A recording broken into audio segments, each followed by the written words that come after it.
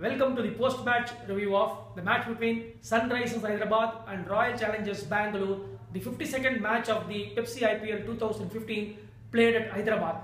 The match was crucial for both Sun Risers Hyderabad and Royal Challengers Bangalore because the winner of this match will be very assured of their place in the playoff and need not have to worry about what happens in their last match. And once again, rain restricted the match and it was reduced to 11 overs aside when sufficient time was lost in the match. And Sunrisers Hyderabad won the toss and brought in Dale Steyn into their team, and they went all out when they batted, but they lost Shikhar Dhawan cheaply. But that didn't deter Sunrisers Hyderabad. David Warner was once again in his elements and he scored very freely, and David Warner's innings of 50 plus was very well supported by Moses Hendriques, and he scored his runs in just about 20 balls. He scored a 50, in fact 57 runs he scored, and that helped Hyderabad to post a very tough score of 135 in just 11 overs. None of the RCB bowlers, save for Mitchell Starc, bowled well, and he was the only bowler who was able to contain the Sunrisers Hyderabad batsman. But when it is restricted to 11 overs aside, it is sure that every batsman of Sunrisers would go out there and just start throwing their bat. And when the turn of Royal Challengers Bangalore came, the match was again affected by rains, and Royal Challengers Bangalore should feel really unfortunate that 4 of their IPL outings have been disturbed by rain. Even in their last match against Kings XI Punjab, there was a rain restricted match and they lost the match against Kings XI Punjab.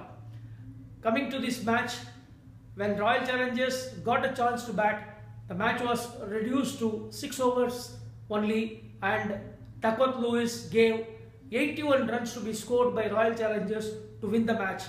It would appear a tough ask because you need to score 15 runs aside.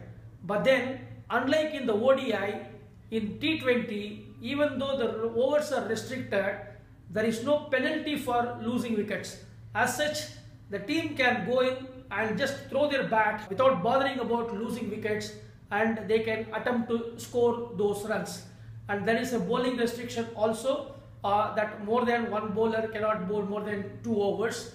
And with 6 overs to chase down the 81 runs, Royal Challengers went in with one of the best opening attack they could have. On the one side was Chris Gayle, on the other side it is a very aggressive Virat Kohli. Gayle started off from the very first ball, and Dale Steyn was taken for 17 runs in the very first over, and the second over was also played with a lot of runs. It appeared that Royal Challengers would win the match with an over to spare. But soon Moses Hendriques came back and he bowled a beautiful over, giving away nothing. He just gave away 3 runs and picked up 2 crucial wickets, and Royal Challengers went into some kind of a problem. But then Virat Kohli was still there, but after Gayle got out, AB de Villiers came and he also departed very fast.